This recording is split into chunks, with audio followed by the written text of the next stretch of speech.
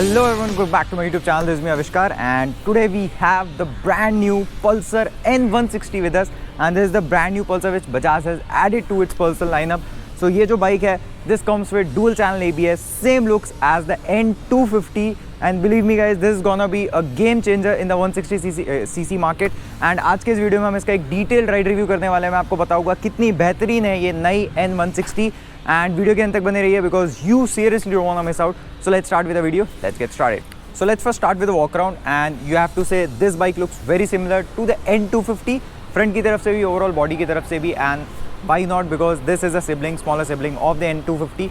So talking about the front end of this bike, you have that beautiful projector LED headlamp and those LED DRLs which looks seamless, which looks phenomenal. and ये LED projector है तो आपको luminance वगैरह भी बहुत अच्छा मिलेगा इसका. so जब आप इसको रात में चलाएंगे you will get a very good practical view of this headlight. and उसके साथ जो suspension है, so there is a difference. so Bajaj has launched this motorcycle in two variants जो single channel है and dual channel है. so you have that option to opt between a single channel and a dual channel variant. Pricing starts from 1.27 lakhs ex showroom and depends and varies depending on which variant you are opting for and which state and city you are living in. so on road price will vary upon that.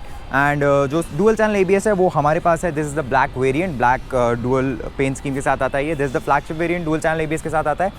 and जो single channel ABS वाला variant है उसमें आपको grey, red and blue colour का options देखने को मिलेगा. आपको उसमें ब्लैक नहीं मिलता, सिर्फ आपको डुअल चैनल ABS वाले में ब्लैक कलर देखने के लिए मिलेगा.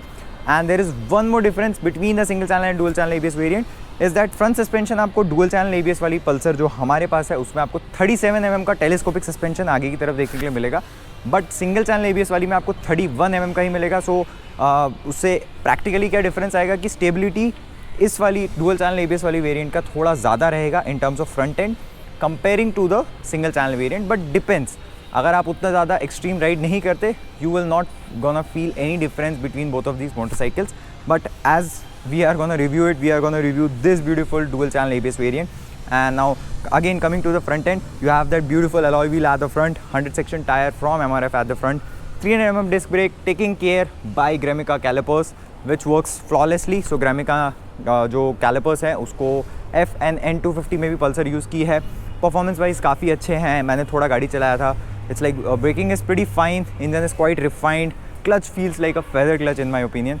And overall coming to the rear end, you have a 130 section rear tyre with a 230 mm disc brake. Again पीछे भी आपको अलॉय व्हील दिया हुआ है, ट्यूबलेस टायर है. एंड आपको अगेन ये वाले वेरिएंट में डुअल चैनल ABS का ऑप्शन देखने के लिए मिल जाता है. And now coming to the instrument console, you have that Infinity instrument console which Bajaj had introduced when they launched the N250. and उस टाइम पे मेरे को प्यार हो गया था देख के ये इंस्ट्रूमेंट कंसोल को, because it is so seamless, looks very good. It is a combination of a digital and analog meter which gives you a very good feel. so आपके पास जो RPM मीटर है that's a analog variant, and बाकी जो information आपको मिलती है वो आपको डिजिटल इंस्ट्रूमेंट कंसोल के अंदर देखने को मिल जाएगी. काफ़ी ज़्यादा सीमलेस, काफ़ी ज़्यादा अच्छा है.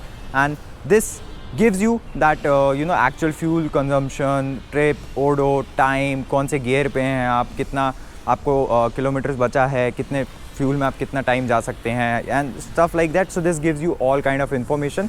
This only don't have that Bluetooth connectivity which I think is a sort of gimmick in this price range. अगर आपको Bluetooth connectivity चाहिए, it should be a TFT जैसा 390 ड्यूक में आता है, नहीं तो फिर नहीं हो, because hardly कोई यूज़ करता है. it's sort of a gimmick, कोई ज़्यादा यूज़ नहीं करता. instead you can just put on your phone and use that GPS वाला thing. and talking about the clutch is very light. switch gear quality is of top notch quality. and overall इसमें आपको headlight switch के लिए देखने को मिल जाएगा. so जैसे ही आप ये DRL ऑन करते हैं, so I'll just turn on the bike for you. सो अभी आपने लाइट ऑन की, so the DRLs are on. जैसे ही मैं हेडलाइट ऑफ कर दूंगा सो DRLs का ल्यूमिनेंस बढ़ जाता है. हेडलाइट ऑन करते ही DRLs का ल्यूमिनेंस कम हो जाता है, हेडलाइट ऑन हो जाता है. So that's a good thing about this motorcycle. You don't get the LED indicators, but these indicators are pretty fine in my opinion. And now coming to the engine which is the heart of the bike. So this is a single cylinder 4-stroke SOHC 2-valve oil cooled fuel injected engine which is 164.82 cc to be precise, and 16 PS produce करता है 8750 RPM में, and 14.65 Nm torque produce करता है 6750 RPM पे. Comes with a 5-speed gear box. Again 5 speed good enough है 160cc को देखते हुए, because you have that twin spark DTSI it's gonna work flawlessly in my opinion, because N250 का engine भी मेरे को काफ़ी बेहतरीन लगा था, रिलायबिलिटी में भी, रिफाइनमेंट में भी एंड परफॉर्मेंस में भी. Now coming to the again, जैसे मैं बताया था, the suspension differs in the single channel and the dual channel variant. So depending on which one you opt you will get that suspension. पीछे की तरफ आपको नाइट्रॉक्स का मोनोशॉक दिया हुआ है which works flawlessly. Bajaj Nitrox का मोनोशॉक काफ़ी सारी अपने वेरिएंट्स में यूज़ करता है, इवन डोमिनार्स में भी यूज़ होता है. So that works flawlessly. उसका रिलायबिलिटी वगैरह भी ओवरऑल काफ़ी बेहतरीन है. And talking of the wheel base, this bike has a wheel base of 1358 mm. Seat height जो राइडर की है वो 795 mm, which should be good enough for anyone who is above 5455 in my opinion. So rider seat जो है seat height को देखते हुए काफ़ी ज़्यादा यूज़र फ्रेंडली है. Ground clearance is at 165 mm. आपको इसमें कोई भी प्रॉब्लम नहीं आएगा when it comes to Indian road conditions, highway, speed breakers, pot holes. Indian roads के लिए गुड इनफ है 165 mm, talking about a sports bike के हिसाब से. नाउ वेट की बात करोगे तो जो डुअल चैनल ABS का वेरिएंट वेट है वो है 154 किलोग्राम्स कर्व वेट, एंड जो सिंगल चैनल है वो 2 किलो लाइट है, वो 152 किलोग्राम्स में है. सो वेट जो है काफ़ी ज़्यादा कम है, like comparing it to other motorcycles. जो आपका पावर टू वेट रेशियो भी काफ़ी अच्छा होने वाला है, निम्बल होने वाली गाड़ी, कंट्रोल वगैरह भी आपको काफ़ी बेहतरीन मिल जाएगा. एंड आपको इसमें एक और फीचर देखने को मिलता है which is USB charging socket which is company fitted, and I think that is a must feature in today's motorcycle. And overall गाड़ी दिखने में भी काफ़ी बेहतरीन है, फिट एंड फिनिश में भी काफ़ी अच्छी है. So Bajaj has done a very good job manufacturing and making and planning this overall motorcycle. So अभी हम चलते हैं, इसको एक राइड पे ले जाते हैं, शॉर्ट राइड, देखते हैं कैसा परफॉर्मेंस है, पावर डिलीवरी है, ब्रेकिंग है, स्टेबिलिटी है एंड ओवरऑल राइडेबिलिटी कैसा है. So let's start with the ride review. So let's hop on to this machine and start a ride review.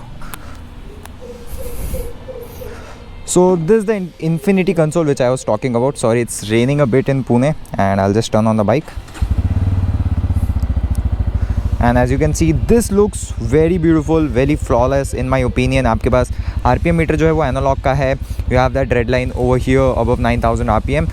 And जो डिजिटल कंसोल है that gives you gear, time, speedo, odo, fuel gauge, कौन से gear पे हैं, कितना fuel consumption हो रहा है and everything. And you do get a USB charging socket right over here.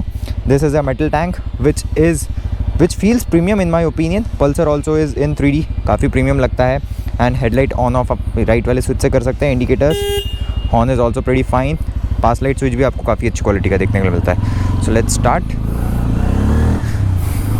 सो जैसे मैं बताया था, this clutch feels like a feather clutch. This is very light and काफ़ी ज़्यादा promising feel देता है ये. Plus mirrors are giving you a very good view what's happening behind. And we'll just go on Pune roads, face the traffic.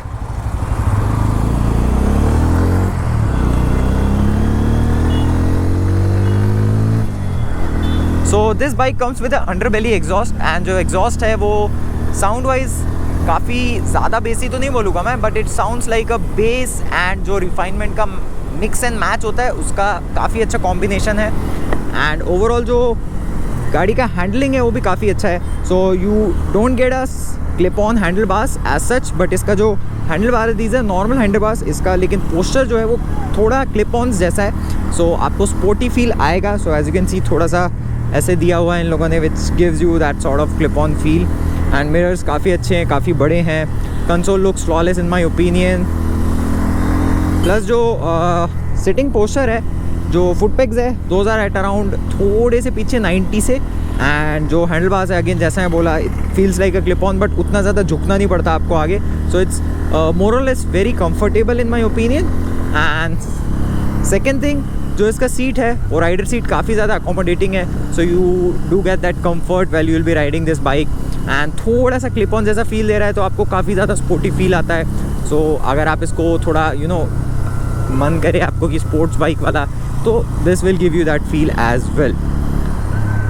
Now coming to the brakes. So ग्रेमिका का आगे पीछे दोनों कैलिपर दिया हुआ है. These are like this bike right over here is the dual channel variant. आपको इसमें सिंगल चैनल वेरिएंट भी आता है जैसे मैं बताया था.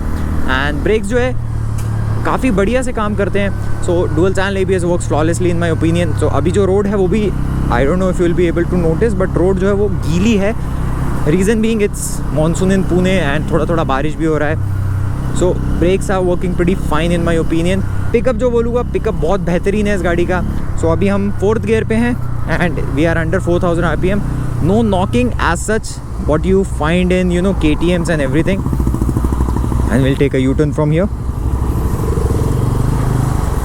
And जो टर्निंग रेडियस है वो भी काफ़ी बेहतरीन है when you compare it to other bikes in the same segment. And जैसे ही आप इसका 6000 क्रॉस करेंगे the pace increases which gives you that feel कि हाँ स्पोर्ट्स बाइक चला रहे हैं आप, you are riding a Pulsar.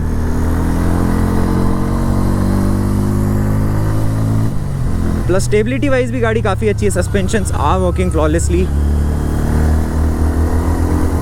Plus gear box भी काफ़ी ज़्यादा बेहतरीन है. सो मेरे को अभी तक एक भी हार्ड शिफ्ट या फिर फॉल्स न्यूट्रल का फील नहीं आया है.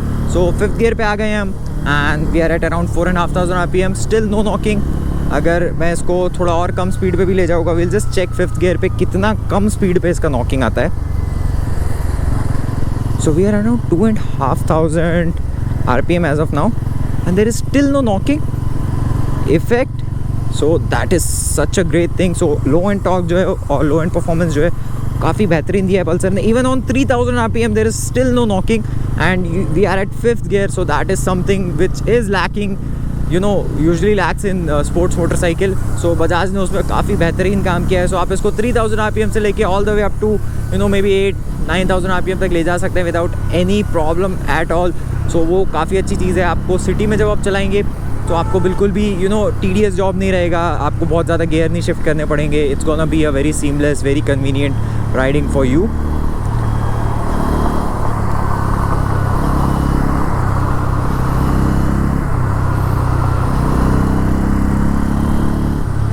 Now talking about the how nimble is this Pulsar 160N N160.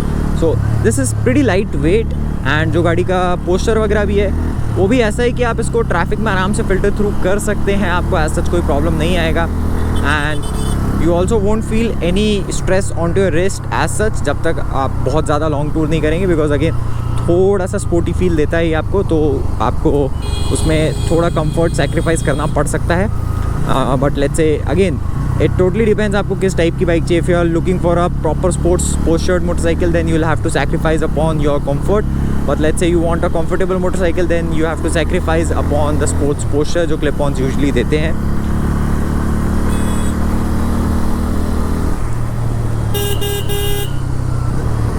and even horn is pretty loud. Plus I just love it. I just love this motorcycle.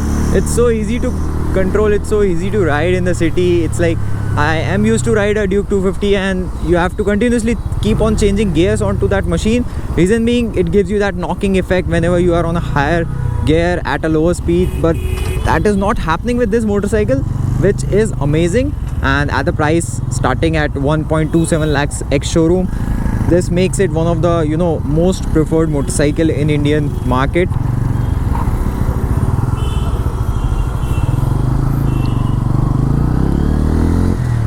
तो बजाज ने काफ़ी अच्छा काम किया introducing new set of Pulsars in the Indian market. So N250 मेरे को काफ़ी बेहतरीन लगा था. The only thing which I felt was lacking is was कि उसमें सिंगल चैनल इनिशियली लॉन्च किया था. There was not a option of dual channel. But again जब बजाज ने इसको लॉन्च किया उसके कुछ टाइम या उसके आसपास ही बजाज ने NNF 250 में भी डुअल चैनल वेरिएंट रिलीज़ कर दिया था. And the same goes for this. So single dual में आपके पास ऑप्शन है. सो प्रायोरिटी आप दे सकते हैं कि आपको क्या बजट है, सिंगल चाहिए, डुअल चाहिए, and depending on that. So we are back at Sai service Wakdewadi. And if you are planning to purchase this and living in Pune, you can come to Sai Service Wakrewadi. They have this bike available with them. You can just give them a call. I'll drop down their contact details in the description and this section of the video. Also you do get a side stand cutoff sensor. So there's the showroom. You can just give it a call and book your appointment. And overall गाड़ी मेरे को काफ़ी अच्छी लगी. Let me know your thoughts in the comment sections below about the new N160. And कुछ doubts हो तो please पूछिए मेरे को कमेंट्स में. I'll love to help you out. And अगली वीडियो में मिलते हैं guys. Bye bye.